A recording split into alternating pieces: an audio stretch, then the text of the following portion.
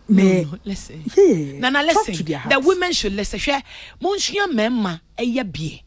And a memma kai go. Tell me, no, no, nothing when you stroke, no. Because they get to a certain stage. Now, who are they in the whole view? Oh, Nana, I think, sir, with the sex itself, your friend say, the hours you go, and that's how then out there. Sex, Nana, sex is not, the penetration is just icing on it too. The beautiful sex is the communication when we start it. The right places to touch. Obu okra nana only odi pusher enter. But o treat you more body we okay. It depends on the two of you how you want to make the sex work. But in this generation, or call 2 rounds, or call 5 rounds, it is a bema name to me and kobia. Now offense in bema ye friend is a bema, me patron ko kun wate. And quite the pa.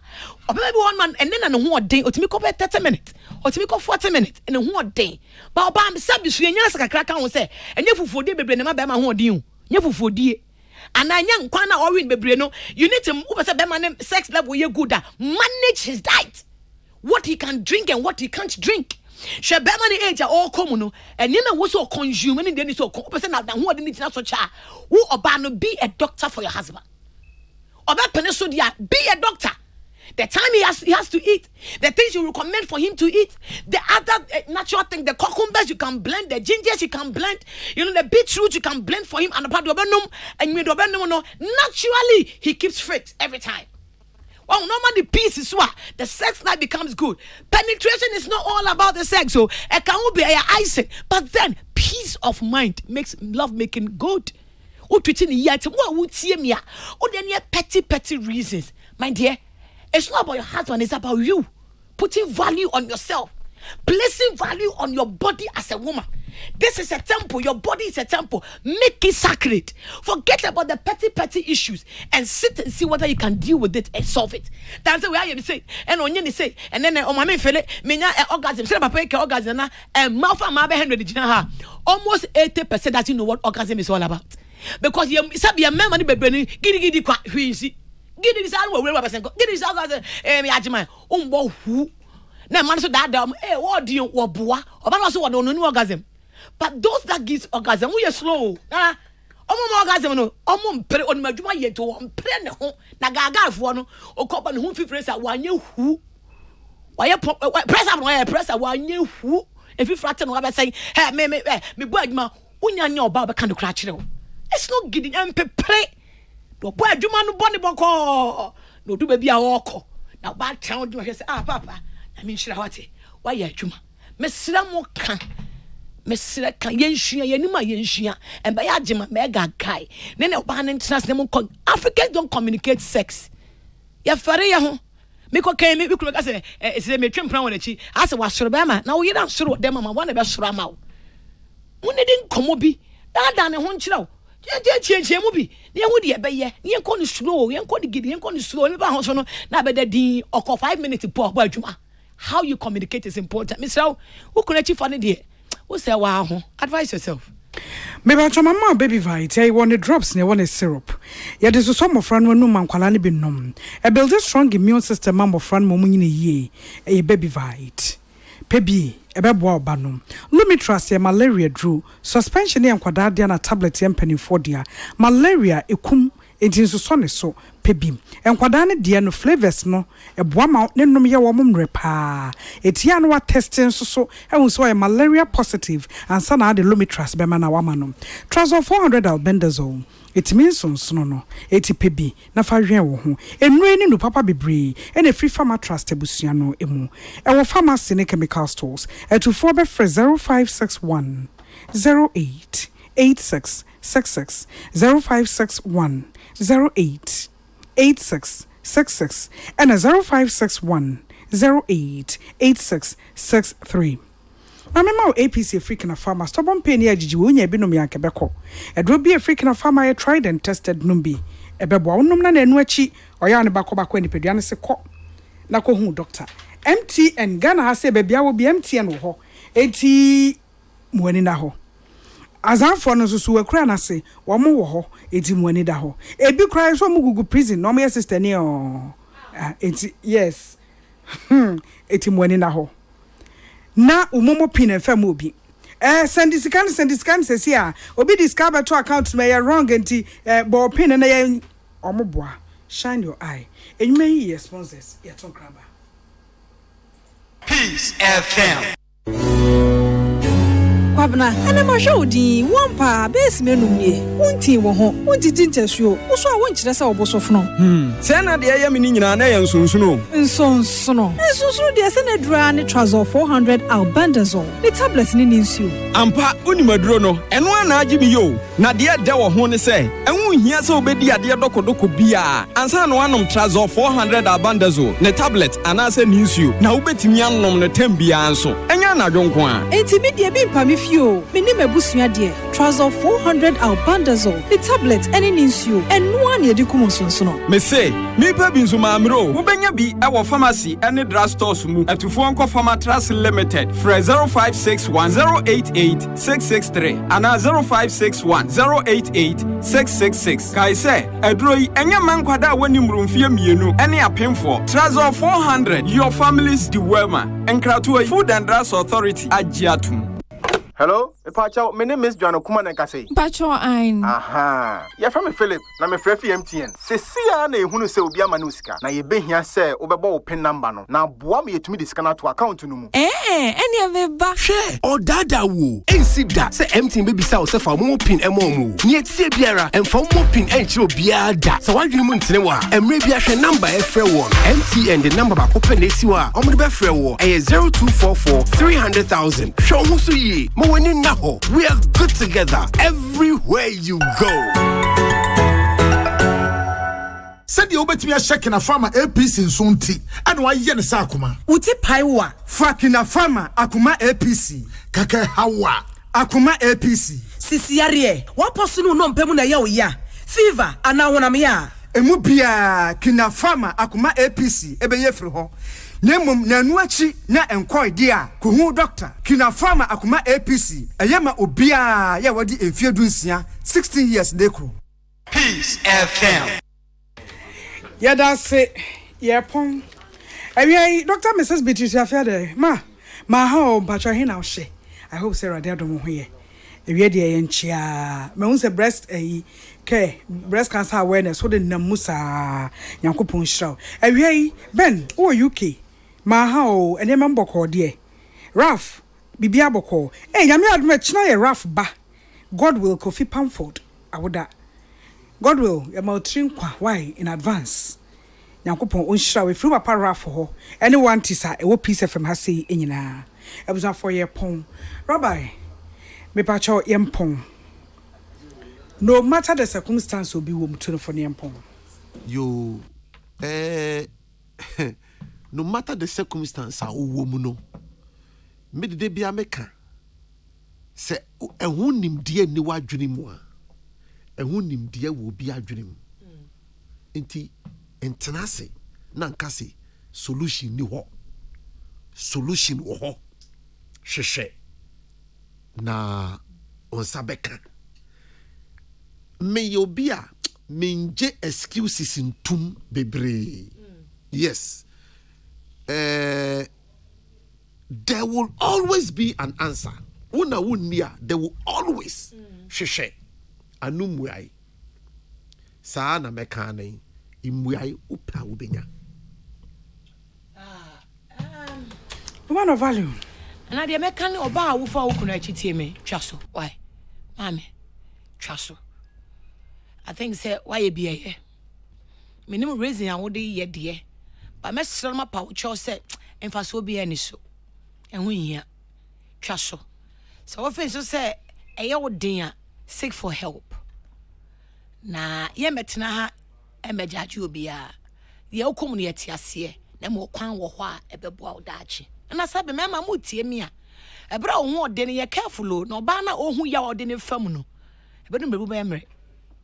Omo ba hu ya obebre na office sabe wo ya ageman mo ba hu ya obebre na sabe office wo de ho koso ba ne kwa benya foforo papa na ebia ohu ya odin na ohu sisi ho so na wo bi kwa wo bi di ba asa ba no ma ne koya omu.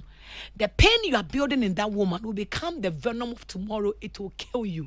Wo be kun woni onyo ba sebe nyamesuro woni mu a obo ko nyamesuro po woni ba ya o ma ne sesa me sere me ka me pa wo twa Your bani ye wate. For woman oba no wate na ye wo ba ni ye. Oba utie mi a Eddin said beba na fom said dien pa koma obetimi di ache. Na brabo na ye bono e ye fa che ti ne ete ho. Fa che nkan wa ete aye de genye wuwu ko. But boni ni fa che nti.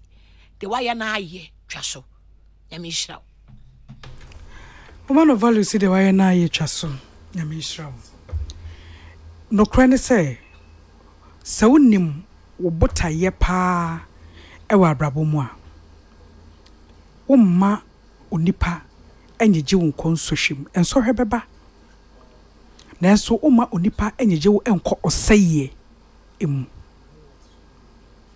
medie kaneno na nyahwe dabi ebeyi wo nyine no na wadwen mu edo na wo te abrabo asiye enti wo dabi ebeyi wo ye na anye yi a eye twaso me believe in twaso esne say obetna ho na de wakọ seyi mu erade hu ye mobo ono momwa yen na wonhira yen bedase oh anwumre na start wasem no anwumre it is today and the start wasem yes eti die chie Ewo Beshem TCBC Beshem Temple ACPS State Junction and the Reverend Gibran Sanetiano atase enra kofi be prabi be worship side no